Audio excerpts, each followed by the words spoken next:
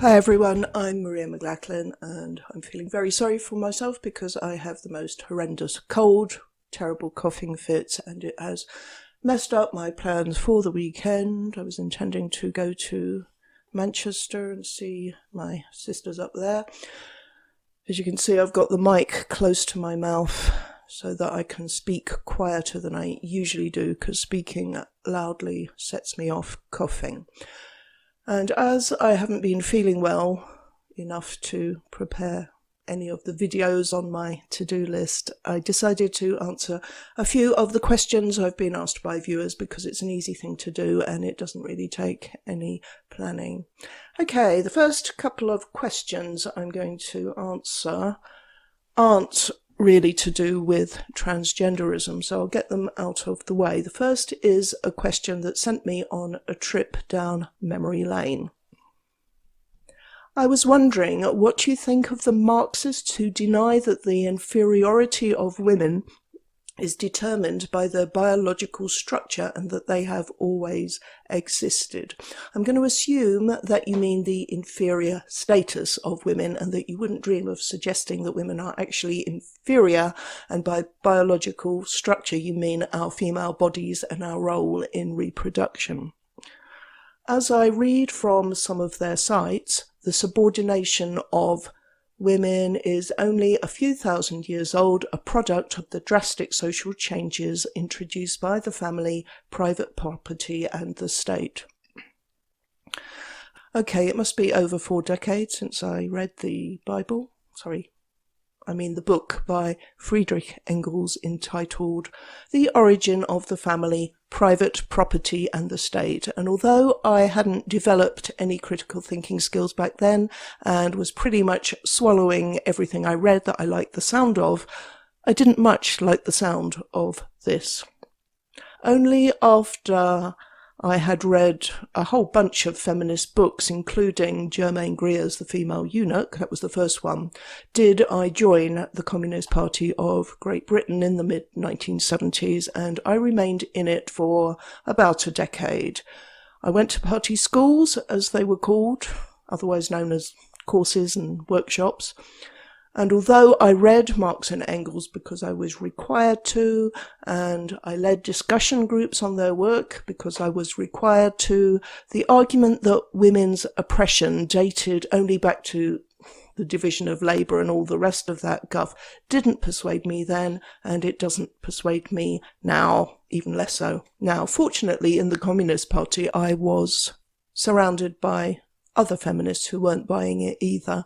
The notion that prior to the emergence of class society, 6,000 years ago, we all lived happily and communally and nobody claimed dominion over anyone else and women were never beaten and raped by stronger men, just doesn't cut it. It's a neat little theory that fits into traditional Marxist ideology, and it is one that denies our animal nature. Don't tell me that primitive people were kinder to each other than they are today. So she's quoting a classic argument from some website. History teaches us that a revolution is necessary that radically alters socio-economic relations to eradicate the cause of inequalities and obtain a full emancipation of our sex. This is the end promised by the socialist program for which we fight. History teaches us that revolutions have spectacularly failed to eradicate inequalities and liberate women. A wrongful theoretical position easily leads to a false strategy. Sorry. This is like something out of the Ark. A false strategy in the struggle for women's liberation. Opposing women as a class to men as a class can only constitute a deviation from the authentic class struggle. Well, they would say that, wouldn't they? From its inception in the 1960s, the modern women's liberation movement, the second wave feminists, were seen as a diversion from the class struggle, and male revolutionaries just didn't consider their personal relationships with women as in any way significant. I guess that's why the practice of consciousness raising became seen as necessary in the feminism of the time, and the personal is political slogan was adopted. You know, when I was a young communist, and I worked at both the Communist Party headquarters and for the Morning Star newspaper, and the old guys that I worked with, some of them were old enough to have remembered the Bolshevik Revolution. I mean, not being there, but they remembered it happening.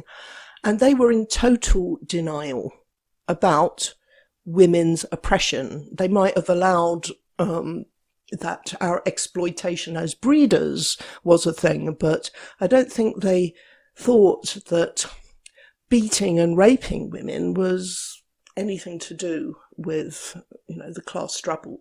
They didn't get it at all. Anyway, I don't want to spend any longer on that because I don't think it's that interesting. From Marxism to fascism. I have occasionally used the term pseudo-fascist to refer to those gender activists who stand outside feminist meetings trying to intimidate women attending and drown out their voices, those who try to get speakers cancelled by universities and elsewhere, often successfully, etc.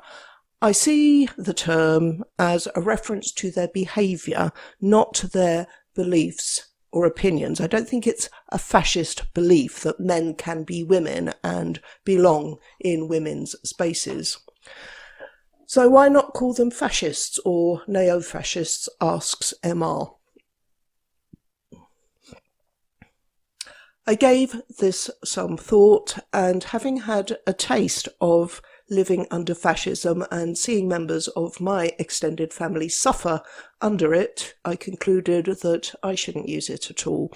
I'm not comfortable calling people fascists when I don't actually know what their politics are, but I'm pretty sure they're not fascists. I suspect that on many major political issues we are in agreement, and by calling us fascists and Nazis and white supremacists, which is so utterly absurd, they are really beneath contempt, and I prefer to stay on the moral high ground rather than sink to where they are.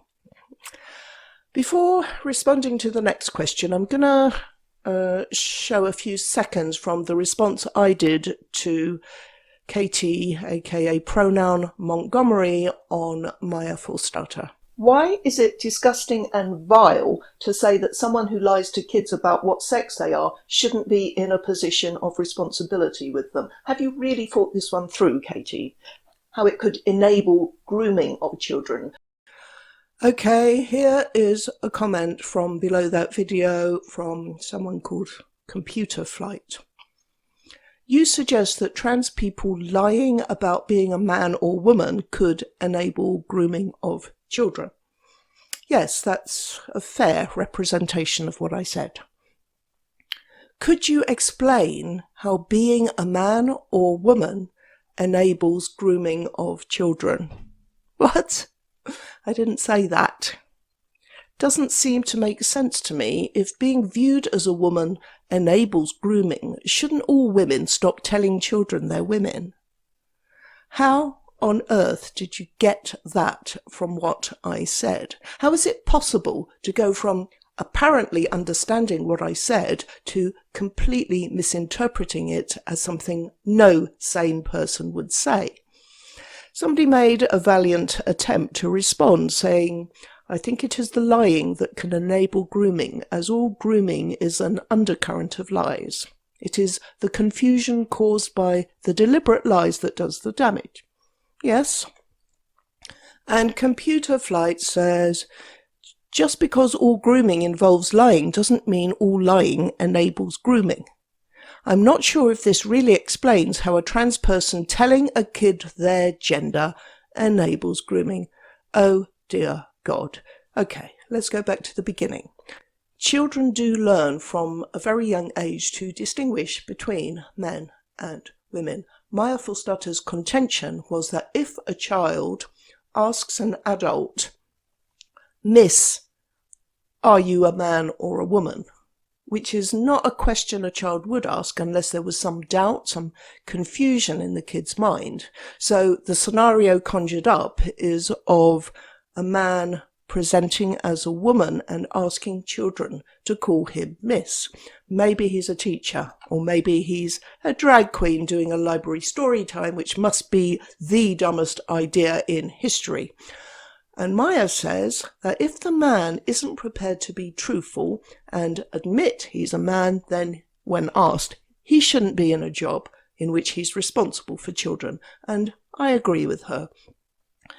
If you try to present as female but get clocked as male, and then you lie and keep insisting that you are female, you are teaching children to ignore the evidence of their eyes and ears, and that is part of grooming.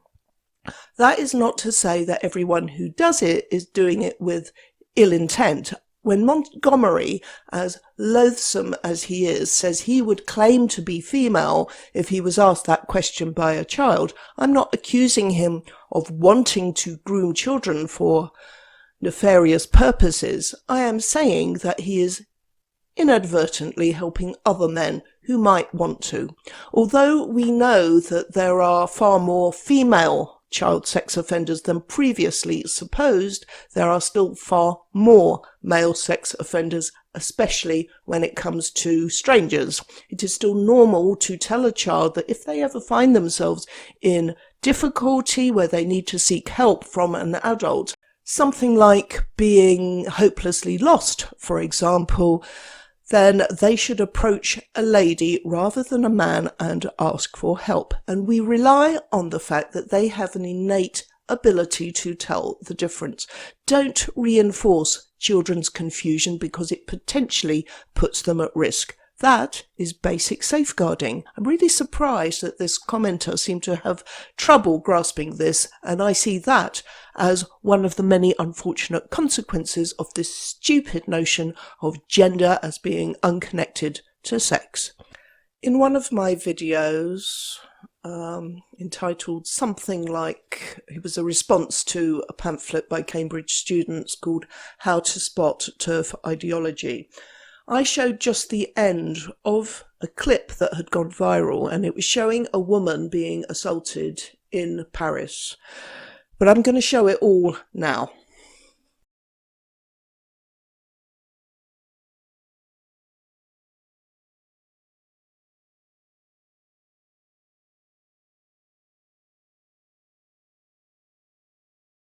Okay, so what I said in the video was this.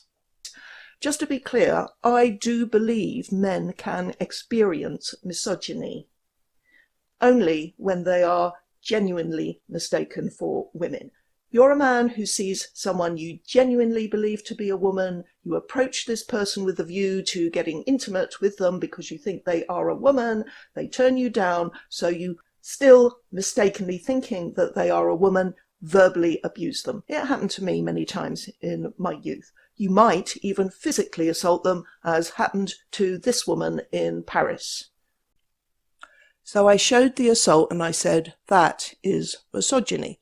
Someone commented, regarding the clip of the guy in Paris who hit the woman, I'm not doubting for a second that misogyny exists and that it's a real problem, but I'm confused as to why it's always given as the reason every time a man does anything aggressive towards a woman. He might be equally aggressive to other men. We cannot be sure what his motivations are. We just know he's an asshole. He hit a woman, which is terrible. Does that mean he must hate all women?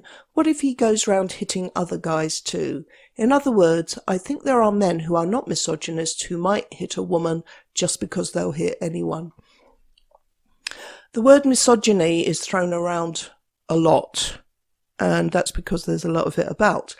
I can't comment on every time words or actions are attributed to misogyny. I can only speak to this particular clip, and I guess I should have shown the whole thing the first time round, because it's not just about the assault, it's about what led up to it. The assault was the cherry on the cake, if you like. My narration of it was my impression of what had happened. I mean, it seemed pretty obvious to me, but it turns out I was being charitable. He could have said something he thought was a friendly compliment, like, hello, gorgeous, but nevertheless annoyed her because that's what happens. Men who do things like that, or wolf whistle, or catcall from building sites, or whatever, never stop to think about how their victim, and I use the word advisedly, might be feeling. That she might hate being made to feel self-conscious, that she might be having a very bad day, had some very upsetting news, and simply isn't in the mood for complete strangers trying to flirt with her in the street. And there's always the knowledge that they are not seeing her as anything more than a sex object, not a human being whose feelings matter. This is not something that men experience on a day-to-day basis, if ever. Young women experience it all the time. But as it turns out, it was much worse than hello, gorgeous. According to the woman, Marie Laguerre, who was then aged 22, he made obscene and degrading comments and noises with sexual connotations as he passed her.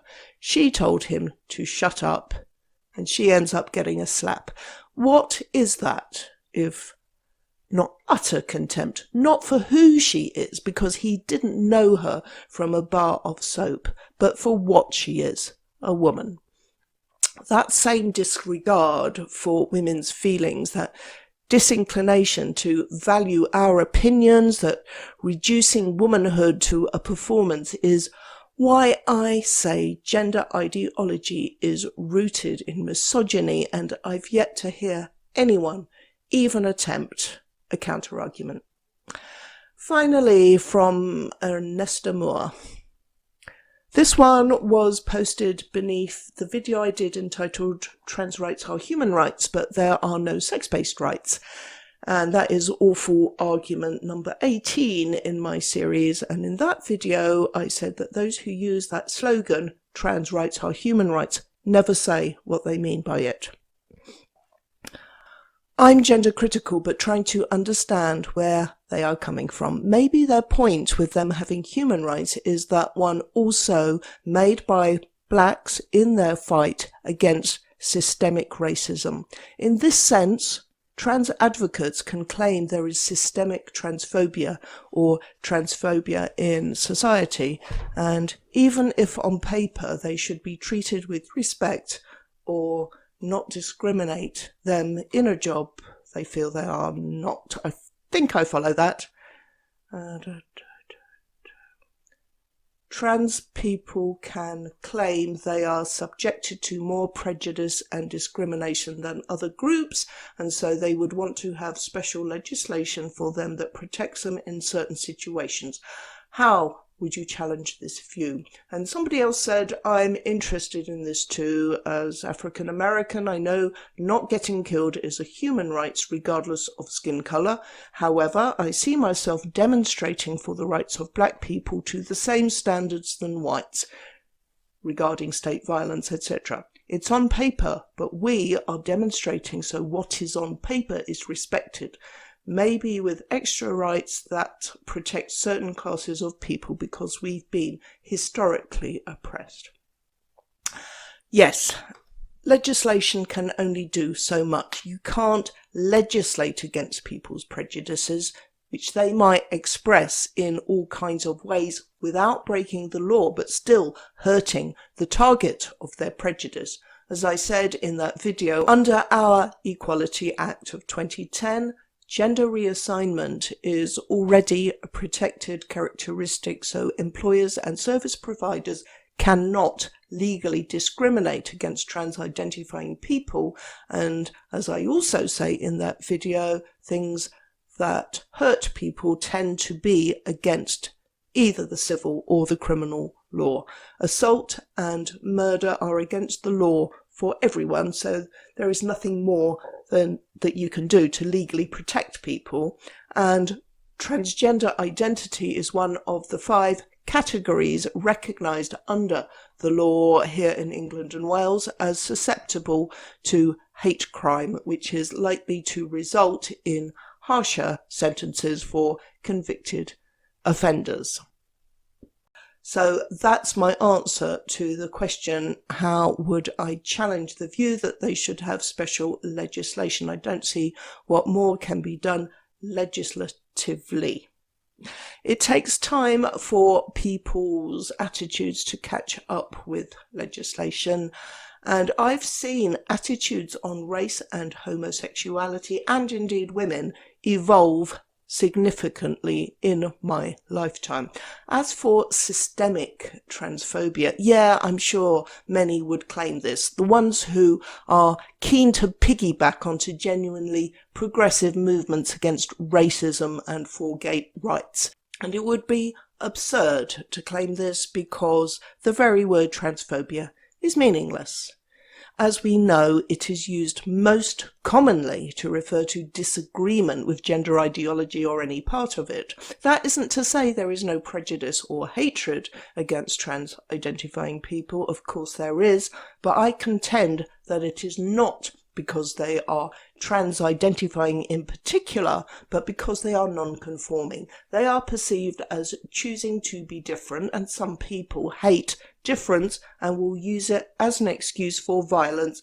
And if you choose to be different, say if you're a man who wears a dress, that will offend their macho, thuggish sensibilities even more.